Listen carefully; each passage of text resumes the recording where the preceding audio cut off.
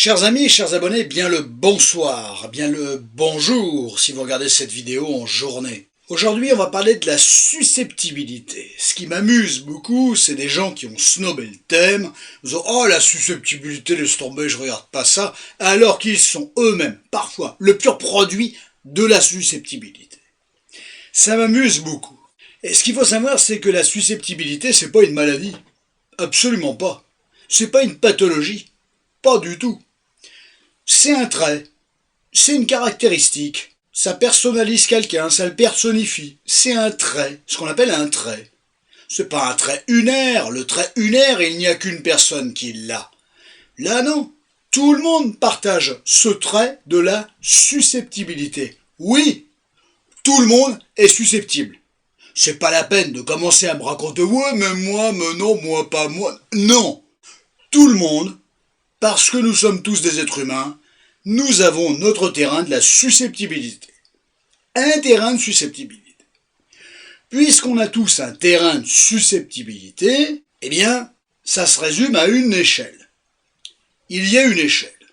Il y en a qui sont en bas, il y en a qui sont au milieu, et il y en a qui sont en haut. On a toujours tendance à pointer du doigt ceux qui sont en haut, soit dans le bon sens, soit dans le mauvais sens. Pour la susceptibilité, concernant la susceptibilité, ça serait plutôt dans le mauvais sens. Ah, t'es là-haut, ah, tu devrais pas être là-haut, pourquoi t'es là-haut? C'est grave que tu sois là-haut. C'est pas grave, c'est qu'il y a potentiellement des choses à comprendre. Qu'est-ce qu'on retrouve derrière tout ça? L'absence d'estime de soi, de confiance en soi, bien évidemment, en lien avec une histoire qui ne s'est pas élaborée comme vous auriez rêvé qu'elle s'élabore, bien évidemment. Et ça se travaille, façon de parler. Et une vidéo ne suffira pas. Ça se travaille, au-delà d'une simple vidéo. La problématique de l'être humain et le travail de l'être humain sur sa problématique, c'est pas théorique. L'ébauche est théorique et ensuite c'est du vécu. La susceptibilité, c'est une émotion. Enfin, c'est une émotion et ça déclenche des émotions. Mais en règle générale, c'est une émotion. J'entends quelque chose parce que j'ai l'ouïe fine, non pas au sens d'avoir une bonne audition, mais dans le sens de décrypter. On verra tout à l'heure d'ailleurs que la susceptibilité, c'est parfois une surinterprétation des choses. Parce que ça ne voulait pas dire que cette parole était vouée à atterrir à tel endroit. Atterrir, façon de parler, générer, susciter, tel effet. L'être humain ne fait pas que parler pour vous blesser. Pas du tout. Il s'exprime en son nom, en fonction d'une certaine spontanéité. Certes, il n'est pas toujours évident de recevoir la spontanéité de l'autre, bien que, mais pour des personnes qui ont quelques menus problèmes avec eux-mêmes, vous pensez bien que le propos de l'autre peut être très très vite interprété, surinterprété, voire même dérangeant, problématique. Ça s'appelle la susceptibilité. La susceptibilité, c'est quelque chose qui est permanent. C'est permanent, c'est pas du lundi au mercredi, t'es pas susceptible, et à partir du jeudi, tu deviens susceptible. C'est pas comme ça que ça marche. En 2022, t'étais pas susceptible, en 2023, t'es devenu susceptible. C'est quoi l'histoire? C'est pas comme ça que ça marche non plus. Les 6 premiers mois de l'année, t'es pas susceptible, les 6 derniers, c'est incroyable, t'es susceptible. Non, on arrête. Les conneries, ce n'est pas comme ça que ça marche. C'est quelque chose qui est régulier et permanent. Certes, plus accru, plus violent, quand vous êtes dans des périodes de moins bien. En deçà. Pas au top. Là, on est d'accord. Mais ça, ce n'est pas une période en lien. Ce n'est pas une période calendaire. C'est en lien avec votre ressenti. Un état d'esprit. Un état d'être. Beaucoup plus qu'un état d'esprit. Si on définit les choses, soyons universitaires dans l'âme, si on définit les choses, on dira que la susceptibilité génère un retentissement émotionnel important.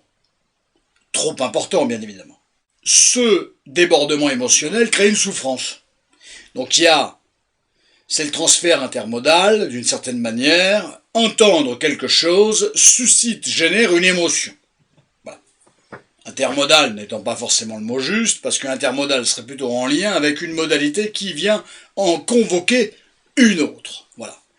Vous sentez l'odeur d'une choucroute et vous avez la pulsion scopique qui se réveille et vous avez l'image d'une choucroute qui se dessine. C'est ça le transfert intermodal. Le problème de la susceptibilité, on l'a dit, c'est quelque chose qui est très interprétatif. Pour ne pas dire très surinterprétatif. Ça déclenche une mécanique absolument considérable. Une information entendue auditivement parlant vient générer un ressenti qui lui-même vient générer des effets et donc d'autres caractéristiques. La haine, de l'amertume, la blessure, la victimisation, la rancœur, la souffrance, l'envie de vengeance, l'incompréhension, l'agressivité, la honte, la solitude, le repli sur soi, l'absence de communication, l'enfermement, l'injustice peut tout à fait s'ajouter à ça, ainsi que l'humiliation, le sentiment d'inexistence, se sentir rabroué, constamment dévalorisé, la dévalorisation, et ainsi de suite, j'en passe, et des meilleurs. C'est une description qui me semble relativement symbolique, mais relativement concrète et cohérente. La susceptibilité, c'est pareil, c'est toujours pareil, c'est quelque chose qui est très casuistique. C'est-à-dire que l'instauration, l'implantation, la racine, est toujours quelque chose qui est stricto sensu personnel. La généralité, ça existe bien évidemment, mais la généralité, c'est la multiplicité des subjectivités. Il n'y a pas de généralité sans multiplication de la subjectivité. C'est parce qu'on surmultiplie les subjectivités qu'on en arrive à pouvoir dégager une généralité. Mais c'est pas parce que après on dégage un trait commun, que forcément ça s'inscrit et ça correspond au cadre de figure de monsieur et madame tout le monde. C'est pas si simple. C'est pas si simple. La psychologie, l'élaboration psychique de l'être humain, c'est pas quelque chose de simple. On joue pas au bilboquet, là. C'est quelque chose qui est toujours à évaluer au cas par cas, en fonction d'une problématique que l'on reçoit, ou dont on entend parler, que l'on reçoit en cabinet, ou dont on entend parler, de manière diverses et variées. Indépendamment du fait de renvoyer au fait, c'est le cas de le dire, de la casuistique, on peut effectivement en dégager un certain nombre de généralités. Ces généralités, elles sont multiples, elles sont plurielles. On peut retrouver, en numéro 1, un trauma. Un trauma, c'est quelque chose qui a marqué l'être humain, c'est quelque chose qui, selon une certaine forme de définition, arrive trop vite et de manière trop intense dans l'élaboration psychique de l'être humain. C'est le propre d'un trauma. Toute la question, c'est que chacun est renvoyé à ses propres traumas. Le trauma, il est ce qu'il est, la mémoire du trauma est tout à fait différente. Certains restent vissés, viscéralement, arrimés à leur trauma, et d'autres le zappent, l'oublient, le refoulent, le dénient. Tu comprends, si tu te réveilles tous les matins en pensant à ça, ta journée va être compliquée. Alors un petit arrangement avec soi-même, eu égard au trauma, hein, un petit tour de passe-passe qui te permet de faire ta journée, comme on dit, dans le bon sens du terme, eh ben, en voiture Simone. Indépendamment de ça, l'être humain, dans sa construction de lui-même, la susceptibilité n'est qu'un révélateur, c'est qu'un indice, un trait de personnalité, qui effectivement suscite, génère ce qui caractérise l'être humain, c'est-à-dire tant de choses bien sûr, mais notamment que c'est un être d'émotion.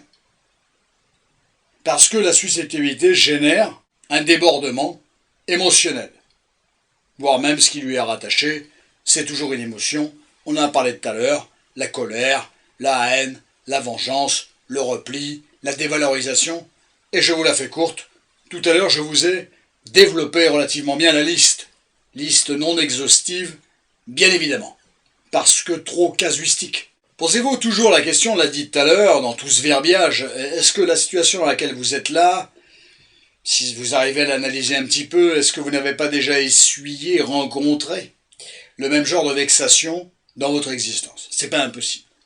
Consciemment, certains diront oui, oui, oui, bon sang, mais c'est bien sûr. Et d'autres diront non, non, non, enfin je vois pas, non, moi j'ai pas vécu ça, machin. Méfiez-vous de ce que vous croyez, de ce dont vous croyez vous souvenir de vous, de votre vie et de votre histoire. Quelqu'un de très susceptible, je suis pas persuadé qu'il ait grandi dans un système ultra considérant, ultra favorable, ultra permissif, qu'il n'ait pas été confronté à des situations complexes, pour ne pas dire compliquées, qu'on lui ait autorisé à dire ce que bon lui semblait, qu'on ait accueilli ce que bon lui semblait sans lui ou elle, hein, lui, l'autre, hein, enfin bref. Donc je ne suis pas persuadé qu'on vous ait laissé, je vais dire vous, tiens, comme ça va être plus rapide, qu'on vous ait laissé vous exprimer, qu'on n'ait pas jugé, rabroué vos positionnements, qu'on ne vous ait pas incité à fonctionner de telle ou telle manière, et que si tu ne fonctionnes pas comme ça, ben c'est grave, que ce qui se passe, comment ça marche, et ainsi de suite, une certaine forme de culpabilité. La relation de subjectivité à subjectivité, la susceptibilité vient questionner ce genre de choses. La susceptibilité vient questionner aussi le rapport à l'autre. N'y a-t-il pas un trop fort degré d'importance dans le regard de l'autre, dans l'attente du regard de l'autre? Qu'est-ce que ça vient toujours raconter, ce genre de choses? Ça vient dire que quand on attend de l'autre quelque chose, ça veut dire qu'on n'arrive pas à l'obtenir de soi-même. Parce que c'est bien le retour de l'autre, c'est très bien, c'est très important. Le meilleur des miroirs, c'est le regard de l'autre. Attention à qui est l'autre. Si c'est un manipulateur pervers ou manipulateur tout court, ça se complique, n'est-ce pas? Mais si c'est quelqu'un, autrement dit, plus ou moins bienveillant, on pourrait y voir, bien évidemment, un retour utile, n'est-ce pas? Le retour utile, c'est-à-dire c'est quelqu'un qui vous renvoie vers vous. On met les manipulateurs, les narcissiques de côté, ça sera déjà pas mal, ça écartera un bon nombre de personnes. Et le retour de l'autre peut être très utile. Mais à quel degré vous accordez une importance absolument capitale sur le retour de l'autre? Et le retour de l'autre, quand il ne va pas dans votre sens, à quel degré il vient remettre en cause le regard que vous portiez vous-même sur les choses? Est-ce que le regard que vous portiez vous-même sur les choses n'était pas trop léger, fragile? Quand vous avez, entre guillemets, des certitudes, ça n'existe pas, les certitudes, vous le savez. Eh bien, sur quelque chose, vous savez très bien que même si l'autre n'est pas d'accord, ou un point de vue différent, ça ne remet pas en cause, ou à la marge, votre regard sur les choses. Donc attention à ce regard que vous portez sur l'autre et une attente, parfois démesurée, sur « je veux savoir ce que pensent les autres de moi ». Néanmoins, elle vient vous renvoyer vers, je vous l'ai dit, je vous le redis, vers qu'est-ce que vous pensez vous-même de vous-même, ça serait déjà pas mal. Ça serait un bon début. Et si ce que vous pensez de vous-même est moyen, ben vous allez forcément, là, ce qui va faire pencher la balance, c'est l'autre. Mais l'autre, s'il est bienveillant, tout va bien. S'il est moins bienveillant, c'est la catastrophe. Et s'il a un sens de la vanne très élaboré, ben ces vannes, vous les verrez pas comme des vannes, vous les verrez comme des critiques. Parce qu'on est dans le surinterprétatif, c'est ça qui est intéressant à comprendre. Et ça déclenchera la mécanique dont on a parlé tout à l'heure, la mécanique psychique, psycho-émotionnelle. Il y a chez les personnes, en règle générale susceptibles, un besoin de reconnaissance. Si vous savez très bien, vous saisissez très vite, que s'il y a un tel besoin de reconnaissance, et comme je le disais tout à l'heure, autant finalement cette attente du retour de l'autre, eu égard à votre personne, il y a un trouble. C'est révélateur d'un trouble. Comment se fait-il que vous soyez autant dans l'attente du retour de l'autre? Comment se fait-il que vous soyez autant dans ce besoin de reconnaissance de l'autre? Plus on est en attente de quelque chose chez l'être humain, plus, effectivement, je pense que ça peut représenter une forme de risque. Parce que même si la personne est bienveillante, vous savez très bien que quelqu'un d'extrêmement susceptible, de très susceptible, il est capable d'interpréter, puisqu'on a dit que c'était une surinterprétation, bien souvent, malheureusement. C'est pas je me réveille le matin, j'ai rien à foutre, je m'emmerde, donc je vais surinterpréter. Non, c'est pas comme ça que ça marche. C'est une mécanique qui se met en place petit à petit. C'est une mécanique qui regarde les choses sur le sens obscur, par le côté obscur, plutôt que par le côté clairvoyant, ouvert et avenant, favorable et positif. C'est pour ça que le côté je regarde une vidéo, ok je comprends des trucs, allez je vais essayer de l'appliquer, vous verrez que c'est pas si simple que ça. C'est un vrai travail sur soi. Il faut s'exprimer sur ce qu'on ressent et cette mécanique-là. Et entendre effectivement le fruit d'une autre mécanique. Pas forcément chez vous au travers d'une vidéo, mais dans un cadre thérapeutique potentiellement. Vous n'imaginez pas l'importance du cadre thérapeutique. La problématique, vous le savez, c'est pas l'autre, c'est soi-même. Quand on attend autant de l'autre, finalement l'autre ne fait, le fait d'attendre de l'autre ne fait que nous renvoyer sur soi-même. Si vous arrivez à rester avec moi sur ce genre de concept et de notion, ce que l'on attend de l'autre ne fait que nous renvoyer sur soi-même, c'est-à-dire sur le pourquoi j'attends autant des autres. J'insiste, parce que c'est la clé de voûte. C'est la clé de voûte. Elle tient l'édifice. Le regard que vous portez sur l'autre n'est que, ni plus ni moins, le regard que vous portez sur vous-même. Et c'est même un moyen de détourner d'ailleurs le regard que vous portez sur vous-même. Très important de comprendre ça. L'aspect pernicieux, n'est-ce pas, de la susceptibilité accrue, c'est qu'elle s'auto-alimente. À partir du moment où vous êtes rentré dans une mécanique que l'autre, finalement, il ne vous voulait pas que du bien. Il y a plein de gens qui ne vous veulent pas que du bien, mais il y a des gens extraordinaires dans la vie. Je vous le dis tout de suite. Il y a des gens fantastiques. Bon, il y en a de moins en moins, c'est vrai, mais il y a des gens fantastiques. Bon, et puis il y a pas mal de gens qui n'ont rien à foutre de votre gueule, qui sont intéressés, qui pensent qu'à leur gueule, et ainsi de suite. Non, je suis d'accord. Je suis pas le genre à vous vendre du Alice au Pays des Merveilles, mais il y a encore des gens très bien dans cette société. Néanmoins, la personne susceptible peut avoir tendance finalement à cultiver un petit peu son moulin qui tourne avec des informations générant susceptibilité. Donc le moulin, il tourne, il a besoin de tourner. Voilà. Et vous trouverez toujours quelqu'un qui vous renvoie une vanne, une fausse vanne à 2 balles, et ainsi de suite. Toujours. Par principe, par essence, tout de suite. Peu importe sur quoi. Votre métier, la tronche que vous avez, vos fringues. Il y a toujours un truc, vous savez, on a tous des défauts. Bon, on a tous des défauts. Moi, j'en avais 15 275. Voilà. Et si l'autre pointe du doigt votre défaut, c'est sûr, vous allez auto-alimenter le moulin à défaut. Ok, j'ai 15 275 défauts, mais je vais essayer d'en faire quelque chose, puis je vais les rendre quand même plus ou moins attrayants aux yeux des autres. Voilà, je vais pas plomber l'autre avec mes énormes défauts. Bon, et là, il y a un coup à jouer. Là, il y a des choses à faire. Ça n'empêche pas que vous avez des défauts. Voilà. La relation de 2 êtres humains qui se rencontrent, ou 10 êtres humains qui se rencontrent, c'est la relation d'attrait à attrait, de défaut à défaut. C'est un ensemble, c'est une alchimie. L'alchimie, c'est quoi? C'est pas alchimie avec l'attrait pour l'autre. Non, c'est l'alchimie avec l'attrait pour l'autre et les défauts de l'autre. Mais ce n'est pas exclusivement la cristallisation sur les défauts de l'autre. La relation s'arrête. Et là, on est effectivement dans les personnalités évitantes, la philophobie, la peur de s'investir, la peur de l'engagement. Quand un être humain a rencontré beaucoup trop de vexations, il va être dans ce qu'on appelle une politique de contre-pied. Je ne parle pas de football, je parle de psycho. La politique de contre-pied, c'est-à-dire qu'il va essayer de rechercher et de retrouver l'inverse de ce qu'il a connu. S'il a connu des comportements et des attitudes et des situations vexatoires, il va chercher l'inverse, le souci. C'est qu'en cherchant trop l'inverse, tu peux être capable d'interpréter que ça y ressemble, alors pas du tout. Ça y ressemble au sens de la situation vexatoire que vous avez connue. Alors pas du tout. C'est pour ça que je vous parlais tout à l'heure d'un trouble sur-interprétatif. Interprétatif, voire sur-interprétatif.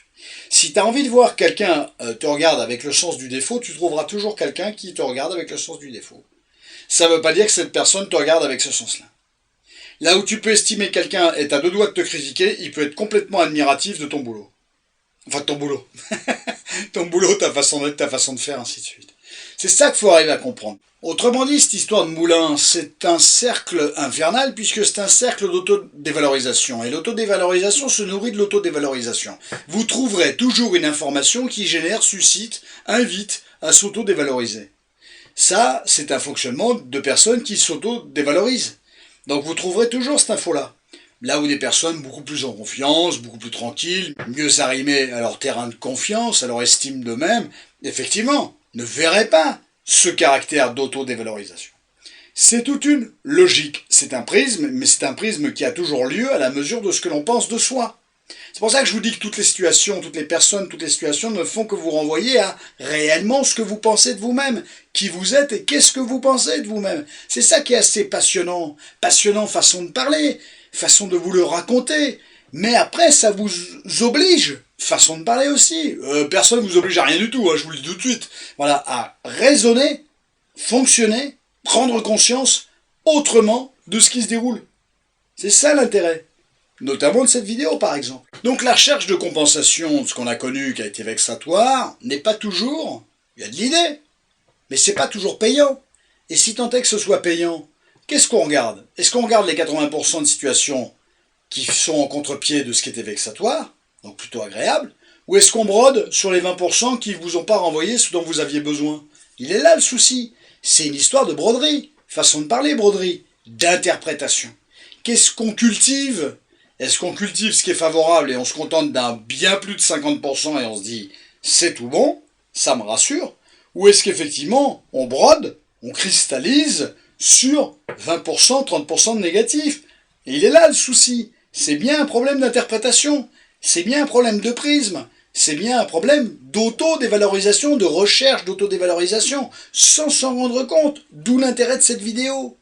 N'importe quelle information viendra réactiver cet enclenchement finalement de le négatif appelle le négatif. C'est comme un domino qui tombe et qui en entraîne un deuxième, qui en entraîne un troisième, ainsi de suite, et c'est une chaîne de dominos qui s'effondre, comme un château de cartes, vous faites tomber une carte et vous avez tout le château de cartes qui s'effondre, comme on le faisait à l'armée, n'est-ce pas? Vous n'avez pas connu ça. Quand la roue A tourne dans ce sens-là, dans quel sens tourne la roue B? Et si la roue B tourne dans ce sens-là, dans quel sens tourne la roue C? Et ça, c'est absolument passionnant de le comprendre. Cette image est passionnante, parce qu'effectivement, tout enclenche tout. Et les personnes en souffrance ne s'en rendent pas toujours compte, voire même pas en souffrance. Les personnes ne s'en rendent pas toujours compte. Il y a toujours un effet déclencheur. Quelque chose qui se met en place déclenche bien souvent d'autres choses. On est d'accord, pour résumer, que nous dirons que c'est un cercle infernal d'autodévalorisation. Néanmoins, il y a des possibilités de sortir de ce débordement émotionnel de la susceptibilité. L'opinion d'autrui, je ne dis pas que c'est pas important, mais ça ne doit pas prendre le pas sur votre propre opinion. La personne susceptible, elle ressasse beaucoup, elle rumine beaucoup, elle reprend la situation qui a généré l'inconfort dans lequel il ou elle est. C'est pas une histoire de genre, comme d'habitude. Et effectivement, il y a un phénomène de rumination qui se met en place, autrement dit un tempérament obsessionnel, soyons d'accord là-dessus, qui effectivement vient réactiver constamment, en minutes, en heures, reprendre une situation, essayer de la comprendre, la dénouer. Il y a vraiment ce terrain obsessionnel, de rumination, reprendre les choses, faire tourner le moulin, ainsi de suite, ça va pas, j'ai pas de valeur, j'ai pas ma place, ainsi de suite. Attention à ça, c'est une mécanique auto-constituée, historique, à travailler bien évidemment cliniquement, forcément. Pourquoi j'ai cette mécanique d'auto-dévalorisation? Vous pensez bien que ça correspond à quelque chose. Accepter la critique, on va y revenir, accepter la critique, vous pouvez très bien ne pas plaire à tout le monde. Heureusement d'ailleurs que vous ne pouvez pas plaire à tout le monde. On ne peut pas plaire à tout le monde. Alors ça, c'est un poncif, tout à fait vrai d'ailleurs, judicieux, que tout le monde énonce. Mais néanmoins, il y a pas mal de gens qui ont un mal fou à s'inscrire là-dedans. Ne cherchez pas à plaire. Et si vous cherchez à plaire, posez-vous la question pourquoi vous cherchez de manière outrancière à plaire, et sans outrance. Pourquoi ce besoin de plaire? Si vous êtes à peu près bien dans vos pompes, dans vos baskets, vous ne chercherez pas pour autant à plaire. Cherchez l'efficacité, cherchez l'utilité, cherchez l'agrément, mais ne cherchez pas à plaire. Il y a plein de situations dans la vie dans lesquelles on n'est pas là pour plaire. On est là pour être utile, on est là pour être efficace, on est là pour apporter quelque chose à quelqu'un, mais on n'est pas là pour plaire. Faut pas confondre, faut pas tout confondre. Donc si vous êtes là pour plaire, il faudra quoi qu'il arrive, c'est le début de la vidéo, vous poser la question pourquoi vous cherchez autant à plaire. Ce problème d'absence d'estime de soi et de confiance en soi, il n'est pas tombé là par hasard, ça se regarde de près, c'est encore casuistique. Il y a forcément plein de situations, et la susceptibilité en découle. Tout ce qui a été vexatoire dans votre enfance, effectivement, a laissé des traces. Mais c'est pas parce que dans certaines situations de l'enfance, vous avez été vexé, parce que vous étiez mis devant le fait accompli de certaines situations et vous aviez peu d'éléments de riposte, quand un enfant n'a pas grand-chose sous la main, si je puis dire, eh bien, adulte, vous avez des possibilités de vous positionner. Or, des fois, la personne susceptible va avoir le même type de fonctionnement que quand il était enfant. Non, vous êtes bien devenu adulte, vous avez bien une capacité de riposte. Et la capacité de riposte, c'est pas de voler dans les plumes de l'autre, c'est pas de lui en mettre une, c'est pas intéressant ça. C'est votre capacité à rationaliser, à argumenter, à contrer l'autre, à vanner l'autre, à vous non pas auto-dévaloriser, mais être dans l'autodérision. Ouais, je suis comme ça, machin, j'assume, je t'emmerde. Pardon pour l'expression. C'est très important ce genre de rhétorique. C'est capital ce genre de rhétorique. C'est presque celui qui vous a envoyé une vanne qui se trouve bête. C'est quand même fabuleux ça. Vous avez ce pouvoir-là. Il y a comme ça et d'une, on respecte les gens, et de deux, que les personnes comprennent et se disent « Ah ben oui, c'est vrai, finalement j'ai les clés, je suis pas à poil, j'ai les clés, j'ai un truc à faire compte tenu de ma problématique. » C'est assez fabuleux. Justement, venons-y aux clés que vous avez. Prenez pas tout pour vous, vous n'êtes pas le centre du monde. Prenez pas tout pour vous, quelqu'un qui balance la vanne, il est peut-être mal, c'est vous qui prenez. Je dis pas qu'il a raison. Faites-moi glisser ça. Parce que si tous les gens qui sont pas bien que vous croisez et qui déposent sur vous un truc, voilà, une petite vanne, un petit oh, mais toi tu comprends pas, toi t'es comme ça, toi t'es machin, mais qui pense même pas à vous, il a juste besoin de sortir un truc, une animosité, parce qu'il va pas bien, elle va pas bien. Je dis pas que c'est bien, je cautionne pas ce genre de choses, mais même que je cautionne ou que je cautionne pas, ça change rien. Les gens ils continuent de fonctionner comme ça. Ils fonctionnent comme ça. Voilà. Bon, donc on n'a pas la main là-dessus. Bon. Toute la main, là où on l'a, c'est notre capacité à faire glisser, à dire, bon, lui, il est mal, elle est mal, et d'une, t'es mal, d'accord, t'as pas à me dire ça, je suis pas d'accord, et de deux, quand tu seras un petit peu mieux, je veux bien t'aider, hein, pas de souci, mais quand tu seras un petit peu mieux, tu me contacteras. Hein, écoute, moi, j'ai pas à entendre ce genre de truc. Vous verrez que ça va canaliser les gens, ça va calmer un peu tout le monde. Ah, si vous laissez passer, vous étonnez pas de prendre des torpilles. T'as une torpille qui parle mais qui dit rien, une deuxième torpille qui parle mais qui dit toujours rien. Bah, t'en prends une troisième. Si à la première, tu te positionnes, attends, ma grande, ou mon grand, je veux bien que tu sois pas bien, mais écoute, t'as pas à me dire ce genre de truc, c'est pas agréable, je suis pas là pour ça. Voilà, je veux bien t'aider, je veux bien te comprendre, mais je suis pas là pour ça. Ça, c'est important de se positionner. J'ai pas dit que c'était facile. Vous savez ô combien je déteste ce mot de facile et de simple. Il n'y a rien de facile et il n'y a rien de simple. Néanmoins, c'est un exercice de style à mettre en œuvre, non pas pour emmerder l'autre, par respect pour vous. Et le respect de soi, qui c'est qui va le mettre en œuvre? Vous. Voilà. Qui est l'avocat de soi-même? Vous. Ça, c'est important d'arriver à vous positionner comme ça. Vous êtes l'avocat de votre propre personne.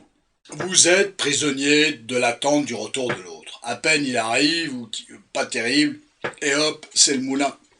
Mon siège est catastrophique. À peine, donc vous entendez quelque chose qui ne vous convient pas, allez, vas-y, c'est parti en voiture Simone. C'est tout le moulin qui se met en route, l'autodévalorisation, ainsi de suite, l'autogestion du truc. C'est une catastrophe. Attention à ça. Ne soyez pas client de votre propre problématique, si je puis dire. Quand un système fonctionne à un certain nombre de pourcentages, et quelque chose qui va pas, ça remet pas, le quelque chose qui va pas ne remet pas en cause ce qui fonctionne. Ni le système, ni vous, ni votre personne. Tout le monde a des petits défauts. C'est impossible que quelqu'un vous renvoie quelque chose qui est de l'ordre du sans défaut. Ce n'est pas possible. Ce n'est pas possible. Quand vous ne cristallisez sur vous-même que sur vos défauts, et que vous attendez des informations en lien exclusivement avec ce terrain-là, je veux absolument pas que l'autre me parle de mes défauts. Vous n'êtes même plus concentré sur vos qualités. Vous n'entendez même plus les bonnes nouvelles que l'autre vous renvoie et l'agrément que l'autre vous renvoie sur vous-même. Vous avez vu comment le prisme que vous avez, il est pipé, il tronque les choses considérablement. J'ai pris un plaisir de dingue à vous raconter tout ça. Je pensais pas vous en dire autant. J'ai oublié plein de trucs, mais je crois qu'il y a de l'idée là-dedans. Et si ça peut permettre à pas mal de gens plutôt susceptibles, nous le sommes tous, mais plutôt au milieu de l'échelle ou en haut de l'échelle, eh bien j'ai envie de dire tant mieux. C'est le propre de mes interventions. Prenez tous un immensissime soin de vous. Prenez pas tout pour vous. Vous avez une grande valeur d'immensissime qualité. Ne vous regardez pas sous le prisme de la dévalorisation et de ce que vous ne savez pas faire. Non, on fonctionne dans la vie avec ce qu'on sait faire, et puis on repère ce qu'on ne sait pas faire, on essaye de l'améliorer. Voilà, mais on aura toujours des défauts. C'est génial d'avoir des défauts. Moi j'en ai plein. Tout va bien les amis. Prenez grand soin de vous. À très bientôt.